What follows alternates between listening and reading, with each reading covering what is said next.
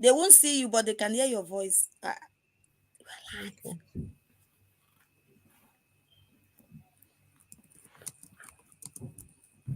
So I'll mute it then. So that.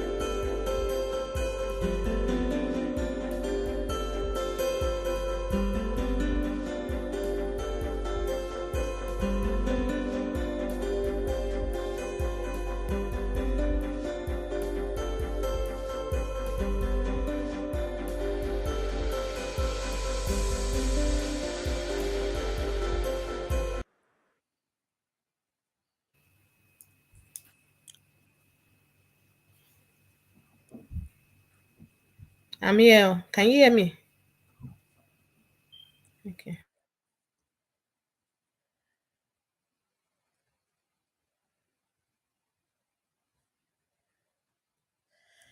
Hello, everyone. You're all welcome back again. Good to have you joining us again this evening on the Women History Month. I have a new guest joining me, one of the women that we've been, sharing this conversation from the 1st of March. So she's back again with us tonight, in person of Sharon Grace, all the way from Drogheda. Is it Drogheda or Dundalk? Am I right? Dundalk. Dundalk. Dundalk. I keep thinking it's Drogheda. So it's good to have her back again tonight. We're going to continue our conversation. And if you're watching us live on either you're watching us on Facebook or Twitter or YouTube, please can you just share this so that other people can join us in as well. And you can send us your questions. We'll be able to answer them if you see them. And if you'd like to link up with us or get to know a little bit more about the celebration that is taking place this month, or if you would like to attend our event that is coming up on the 16th of March at the Cavern Crystal Hotel to celebrate the International Women's Day, just join us, send us a message, and we will link up with you. So just to let me read out the question that we are going to be talking about this evening. The questions is this: how can we ensure that digital platforms are inclusive and accessible to women with disability? I'm going to put the question there for you guys to see live, and I'll put a link there in case anybody wants to join us in this conversation. How can we ensure that digital platforms are inclusive and accessible, to be inclusive and to be accessible to women with disability? Shem, you're welcome to evening. How Good are you? evening. I'm good. I'm good. So tell me, is there anything special you've been doing this month as we celebrate women all around the world? Yeah, I've been doing so many different things and I've been involved in planning different projects. So basically, we're actually planning something for Saturday. It's called Community Safety Awareness Day. So it's going to happen in Dundalk here at the Geraldines or at Agastown. So if anybody is close to Dundalk or if you want to come down, you're welcome. It's going to be a fun, educative, packed program for the day. So that I'm doing that, and I'm also doing an International Women's Day celebration next week Tuesday on the from 11 to 1 at the Marvinama Community Hall. Yeah. So it's tagged community. We called it Women's Wellness Inspo, which is the inspo is inspire, supporting, and uplifting women, and the O of it is the empowerment part. Wow, that's a lot. That's a lot. And this is what we're saying about us as being women, where we are multitasking. We have a lot of roles and we still take our time to keep busy and to be impactful within the community. And that shows from what you've been doing. So let's start the conversation for the evening. And it's all about accessibility.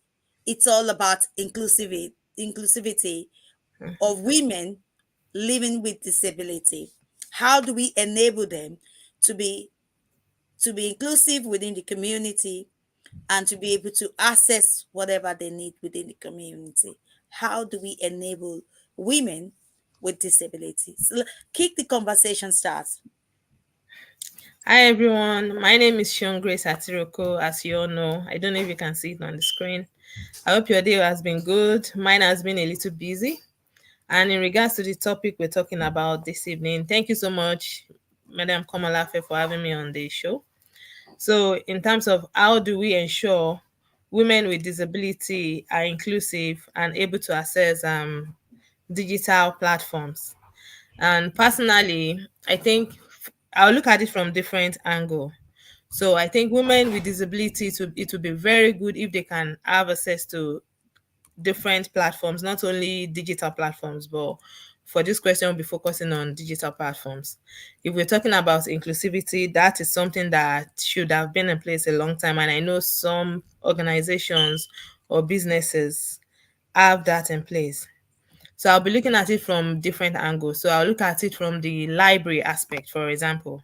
So in the library, to be good if there are equipment that allows women with disability to be able to use the system in terms of the height of the tables for the computer for the system, especially for those that have physical disability and those that have intellectual disability, it would be good that there's comfortable sitting provided for them, is for those that have sensory issues, that they are comfortable enough to come in the space.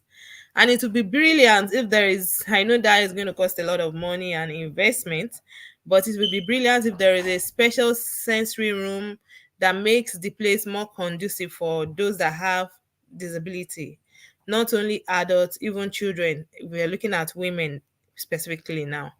And in terms of the keyboard, I know some women they need special keyboard access in terms of the operating system, maybe because of the sensory needs in their hands. So it would be good if that can be considered as well for it to be in place in the library. I know all this we're talking about, it has to do with funding, but it's something that is possible. And I know some libraries have some equipment in place, like even accessibility for lifts for those that have disability to be able to access different spaces in the library. Even renting the books, having it in a form whereby they can access it and plug in their book, take it in and feel independent. Why considering all these things, the I know it's not easy to look at things tailored to each strengths and abilities of each individual. However, there's a way that it can be looked at that is going to suit those that have disability. I'm saying this from the library angle, but we can look at it from different angles, even from businesses, organizations, or different spaces that people are in. Let us also look at it from those that are in schools. It will be good for those that are in school. I know for those in university, some of those that have disability, they have possibly have PA, that's a personal assistant. For the children in primary school, they call it special needs assistants. So it would be good if for those that are in university or higher institution, in schools, women, that they have the support and the facilities in place or resources in place for them to be able to access technology in a way that they can use it freely and is inclusive, and they feel comfortable and confident to use it. And also, the thing can be built based on each individual's abilities as well, because every individual, especially for those that have disability, have their needs in different ways. So it can be looked in that direction. So looking at the strength of the person, looking at the needs, the sitting, like for some, maybe with the physical ones, maybe the sitting, the position or the chairs they will be getting for them. And for some, maybe the key, it might have to do with the keyboard, different things that will help the individual feel comfortable in using the technological thing that they're using. And the support as well should be in place, and trainings should be in place as well for them to be able to access it. And also, there are technological tools that can be looked at, like the voice, we call it, some say speech to text. It's like we call it The voice help voice. technology thing too. Yeah. Hmm. There are different types of them, so it depends whether you are I'm focused on those in university now. So for those in university, if it's embedded in the university system, it will make life easier that way. For those, even for those that are blind, that cannot type, using the voice alone can bring out whatever they need to do, and the assistive technology will make the job easier and life easier. And with the support of the personal assistant behind them too, it will make it easier, and they can feel comfortable, proud, and feel part and included in the society in using the technology however they wish or want to use it. I know that's for those in university. And I know for children, I know there is something we call AAC that they use for children, especially for the non-verbal children. Yeah. So for young girls. So if you are a child out, a parent out there, and you have a child that has disability, and maybe your child is non-verbal, AAC is something that is available in Ireland. You just have to speak to your speech and language therapist. So she has to be the one to apply it for you. And when they get it for you, they have to teach you and show you how to use it. And I So don't think, they will, sorry for cutting you in there. They will apply for it through the educational department. Yeah. yes. Okay. And once you are linked in with in Laos here, we have the CDNT. Once you are linking with your, and before they used to call them early intervention, but they changed the name to CDNT now. So once you are linked in with them, or maybe if you are not yet with the CDNT, maybe you are still with the speech and language therapist, your speech and language therapist should be able to apply that for you. So that's for you. I just shipped in for the young girls in case if there is someone out there that has a child that is non-verbal or autistic child that needs support in communication. It's called communication device, and it's actually a digital means to make life easier for the children, and it can be tailored to the needs of that child and the Yeah. strength of the child. And just to come in there, just to come in there as you're talking there, this is a good information for a lot of mothers out there that have kids and they're not even aware. Sometimes things are there, but you're not aware that you can apply for it. And today in Ireland, we have a lot of people coming into the country newly. So if you're one of those people coming into the country newly, and you don't have this information, this is a good information for you to take advantage of. And speak to your school principal, speak to this the people, this I know they have this counseling, teachers that counsel within the schools, support teacher as well that can support you, and you can ask them this information. Thanks, you're really sharing vital information here, especially for young mothers out there. Thank you. Go ahead. Yes. Okay. So thank you very much, Ma. And in that, in terms of linking, it depends on who you are linked in. Maybe you are dealing with a psychologist, a occupational therapist, or maybe physio, or maybe even in the school, maybe you are linked in with the NEP psychologist in the school, or maybe you're linked in with the CDNT, or maybe you are even with the primary care unit.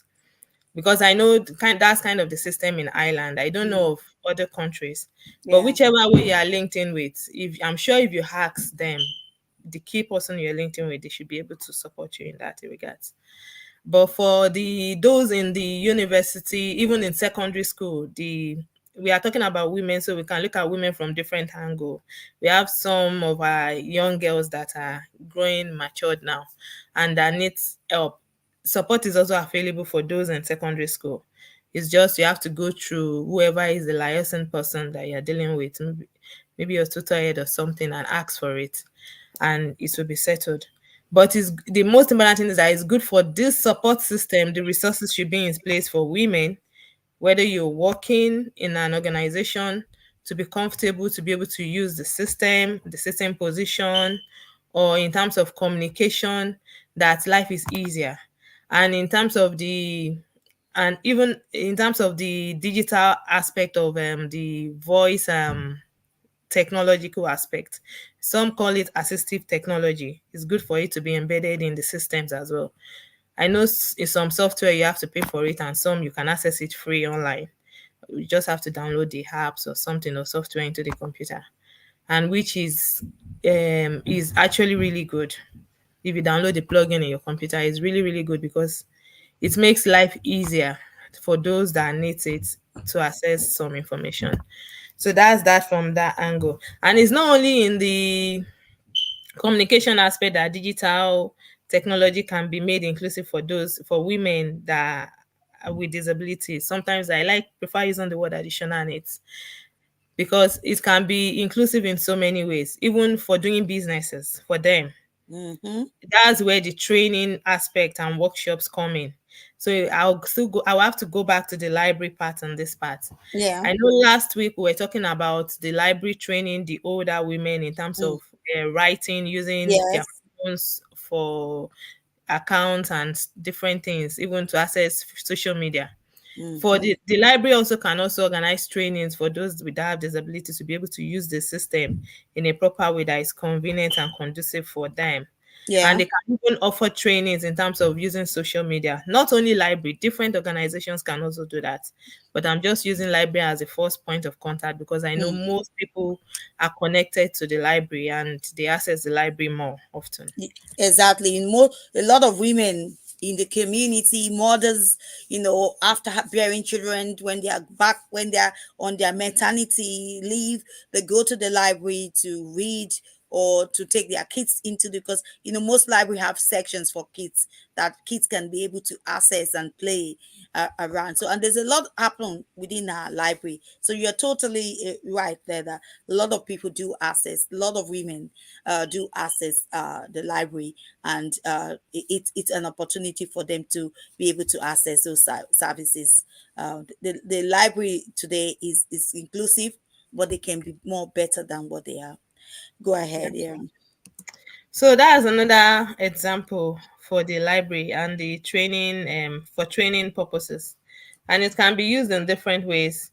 Maybe someone I know there are some people in the some women that have disabilities but they are good at so many good things and they would like to set up their business on the digital platforms.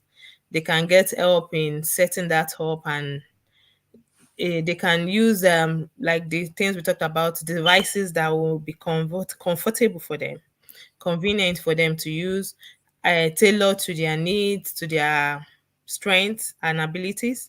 And also, they can also get training on how to use those devices and going to different sites and embed different plugins or different things that will make life easier for them. They can actually use digital space as everybody else. It just means it's being tailored to their needs and strengths. It's just Yeah. like I'm sitting, I'm putting this system in the way that is convenient for me to use and I'm Yeah. okay with it. So if it wasn't comfortable for me to use this way and I need help, I will seek the help. So even if you don't know where to find the help, try to seek help from those around you, Yeah. because when you seek the help, you're able to find the right support and guidance. And if you're still finding some finding it difficult, you better go to maybe the key person that you're dealing with, your Mm-hmm. friends, or go to the library or go to citizen information. I'm sure they will be able to help with informations. Yeah, there's something called users centered design approach. Mm-hmm. And that, what that means is that the word users could be somebody with disability or not. Centered design, there's an approach in school whereby it's called person centered. So this Yeah. is called user centered design in the sense that the people that designs any of this technology, they could be inclusive from that point of designing it. Mm-hmm. Prioritize users, make research and engagement with women with disability. And what I'm trying to say is that in the process of designing anything, they can do things like survey, whereby they bring people with women with disability into that designing phase, so that they can speak to them. When speak to them, and ask them what are the things that they feel that they will need, because sometimes things has already been designed, and people are trying to tailor it to suit the users. But the people that are designing can use what we call user centered, and invite people with disability during the design stage and development phase, conducting user you conducting a testing and gathering feedback from these people, just for them to know what are their needs, from a diverse users, ensuring that they can put into consideration those needs of the people in the process of designing stage, when they are doing their prototypes, during the period of the prototypes, and they get engage them in testing. I'm sure you know about sometimes that people do products and they get people to come and test it, and I you get know what you're saying, ma. In terms yeah, of, I know you're trying to talk about the research and development uh, stage, yeah, so part that of it.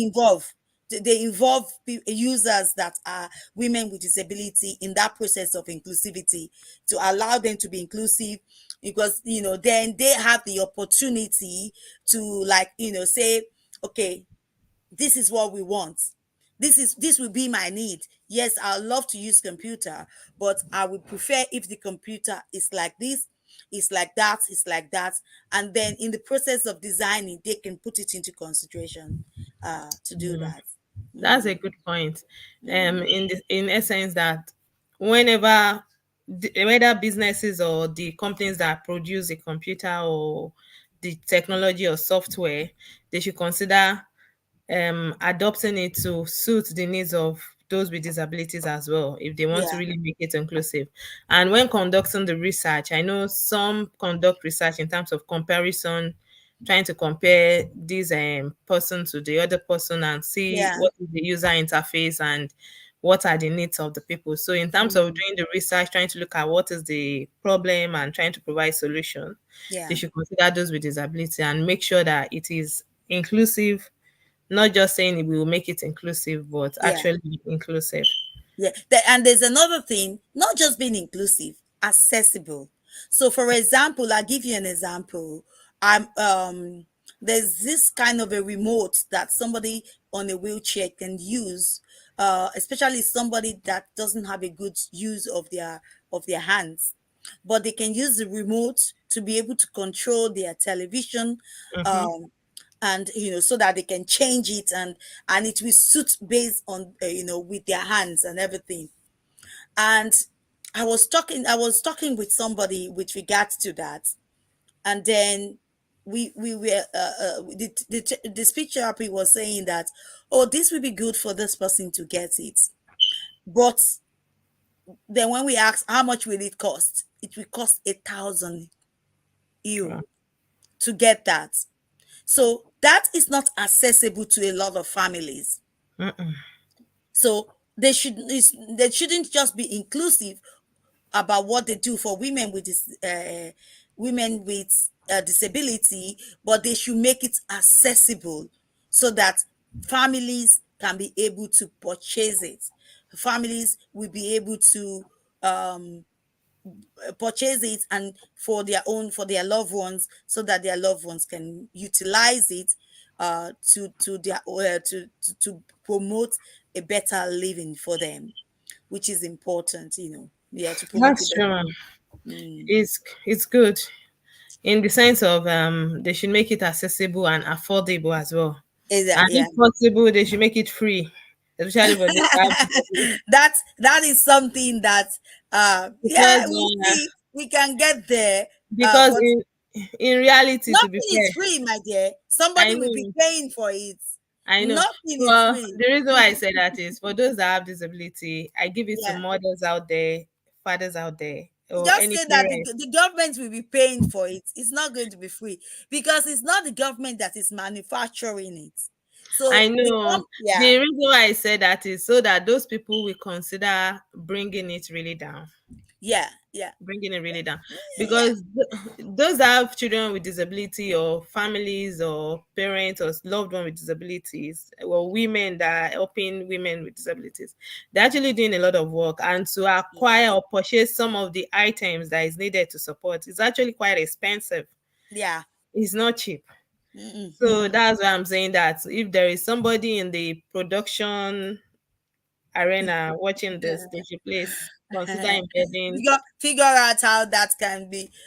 I think what Shane is really wanting, make it free for everyone. Like, anyway, it it It's will not be possible, totally no. free. It's not But possible. let's say to our government, find a way of making it. Yeah, the government could make it free by purchasing it, but The then the software, company, yeah, yeah, yeah, the company should make it is accessible for the government by making sure that the production, its cost is very low. Now, mm-hmm. another way, and you're right, another way that it can happen is that the government can collaborate with the companies. That's another thing. So And also when producing it, they should collaborate. Some sorry for cutting you, ma. no, no, When no, you're good. producing when producing the things is, I know we're talking about inclusivity, is Yeah. to be good if someone from the disability sector, I don't like using the word disability, but I'm using it because of this. Oh no, there's nothing wrong in using it. I People know, living with disability, because I know, you're not calling someone, I you're know saying, that's just yeah, a personal thing. I like prefer additionality. For those in that sector, it would be good if someone in that sector is included in the is research, in included. the production, and in the testing process as well. Yeah. That way And they are you're able. right. And that's what we mean by users research.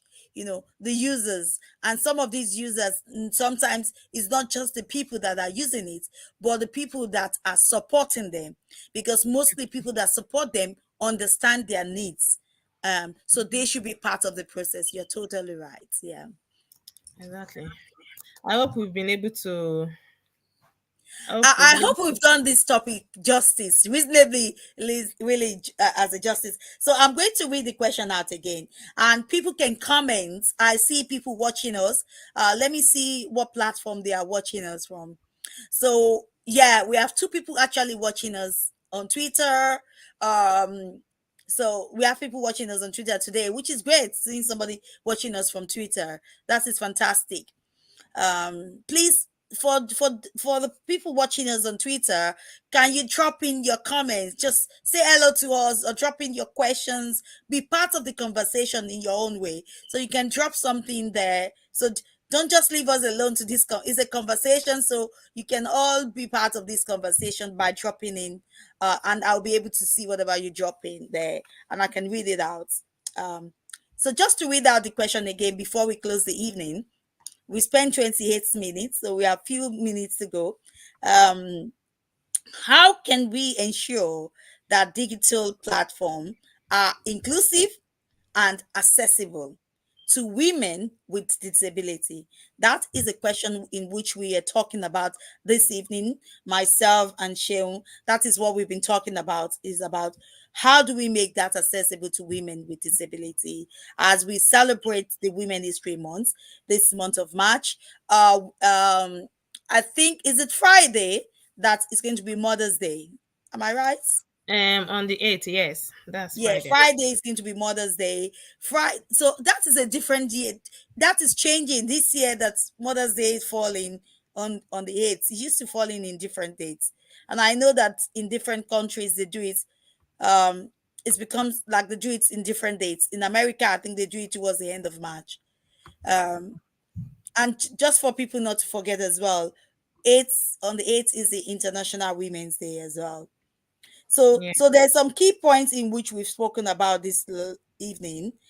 We talk about accessible in library. Libraries are most of the common places that people use, in schools, both primary schools and secondary schools, and how people that are designing products that are used by people that uh, are that we need to enable people living with disability, how they can be inclusive in allowing them to be part of the stages of production, the prototype stage when they are designing those products, to allow them to contribute into it, by giving them the chance to be part of it, and to other things in which we can as well talk about is training. Training people on how to use technologies that can allow to give them more freedom into living a normal daily life. So giving trainings to them to allow, trainings to the users and the people supporting women, the users, which might be the women with the disability, people supporting, enable them to live a normal life, to provide trainings in which will allow them to understand the use of the technology, because sometimes when this technology comes out, not everybody knows how to use it, and it can be discouraging if you don't know how to use it as well. um, so I hope we've done the topic justice, and for those of you that might be listening to us, so what's going to be your take home tonight, Sheon, before I come in? Yeah, what's going to be your take home? Yeah. I kind of find the topic really interesting. So for me, I forgot to say this, if it's okay, ma. Go ahead. Um, I'm the founder of Future Star Parents Group, and is an organization that supports families with diverse families with additional needs, like basically families that have children with disability or anybody that has disability. So this topic is kind of a more sensitive and something that You I are hold passionate really about. Yeah. exactly. So, in terms of the government looking to provide more support for families with disability in terms of technological wise or other aspects, I'm up for it. That's why I said if they could make it free. Because I understand the pains and I understand the struggles of the mothers and the parents. I know it's not easy because when you wake up in the morning, you don't know what the day is going to bring. But thank God for the strength and tenacity of women. So I just say all women should keep doing what they're doing and try your best to be accessible and inclusive in the technological aspects. If you need help in terms of getting involved in terms of using any technological system or being involved in the digital space, seek the help and seek the assistance. Reach out to those that are your key workers or support system. And if you're finding it difficult, you can also reach out to Madam Kolmolafe. I'm sure if she has any advice, she will give you. And if you want to reach out to me as well, you can check me out on my Facebook, Shion Grace Atiroko. And have a wonderful day and night, and happy International Mother's Day and week. um I say you're trying to be very, very humble there. Now, if you want to reach out to her, she has so many platforms in which you can reach out to her. She's just been very humble with that. You can reach out to her on Facebook. We're actually going to put all the links in this on this live stream, so that if there's a way you need to reach out to her, Facebook, Instagram, LinkedIn, and then she'll put the link and details of the organization in which she's the chief executive officer for that, founder for the organization here in Ireland. They work with people with enable people living with disability to be able to live a life that is fulfilling in every way they can. It is Yes, great to have you with me tonight, and chatting. And for every one of you, again, just to say happy celebration of the Women History Month. The month of March is a month whereby it's set aside to celebrate women all around the whole world. Women that are changing the face of our continent, to celebrate them in their own right, and to celebrate their contribution and impact into the community. So we've started this conversation since the 1st of March. We're going to be having various conversations throughout the month. We're also having our International Women's Day on the 16th of March. What Mhm. dates are you having yours there, Sheung? On the 12th of March. On the 12th of March, you will be having in Dundalk, yeah? Yeah, in Dundalk, in Mavinamo, levels So on one. I'll come back to you and you give us that. So, but we're having another one at in Cavan on the 16th of March. So there's so many activities going on for International Women's Day. Try to make sure that you take your time out to attend this program. So if you want to join us in Cavan on the 16th of March at the Cavan Crystal Hotel from 6 p.m., there's going to be a red carpet. It's a glamorous evening. There's going to be music. There's going to be performers. There's going to be dance, food, tasting, just whatever you think of is going to be there. There's going to be opportunity to do a photo shoot for yourself. You know, women, we love fashion. We love dressing up. We love looking good. So this evening is going to be an opportunity for you to join us on the 16th of March to partake of this wonderful evening with us. And on Friday, which is going to be the 8th of March, we're celebrating Mother's Day. We're officially celebrating the International Women's Day. But here in Highland, for those of us that lives in Highland, please go out there and vote. Mm-hmm. We're using this platform to call on everybody, go out and vote. Use your voice. Your voice is important. Your voice changes the fundamental basis on which this country is being governed. So go out there and vote. I am a no vote. Now you have to decide what you want to, but whatever decision you're making, make it based on your own conscience. Make it based on your own conscience. Go and talk to people so that you can understand what the voting is all about.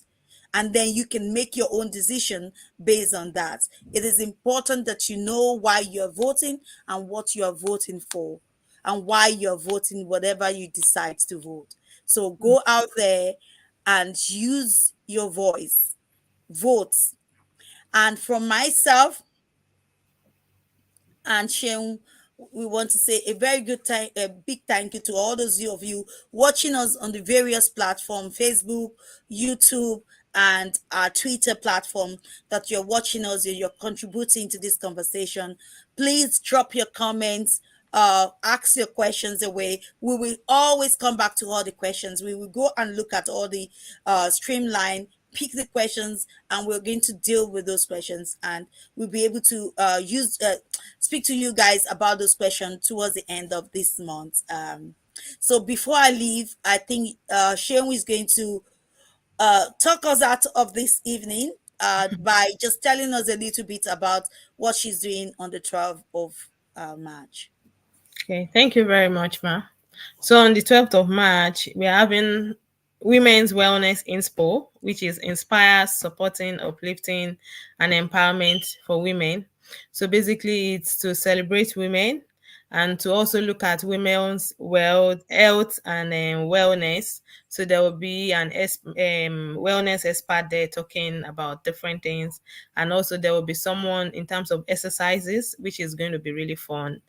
And there will also be food, music. There will be talk on women's health, mental health, menopause, and there's also various things happening on that day. And there will be talk on stress management as well.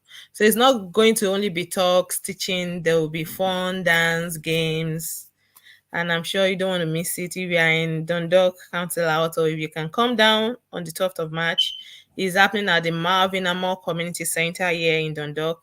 Is in town. Is close to town, very close to DKIT, Dundalk Institute of Technology. So it's starting from 11 to 1. So if you can come down, you're welcome. It's just 2 hours. So thank you everyone that is watching us. It's a good evening. We're happy to be with you again this evening, and hopefully that you've enjoyed the conversation with us tonight. Yeah, Good thank night. yeah. Bye. Yeah, good night. I'm just going to play some music there for you.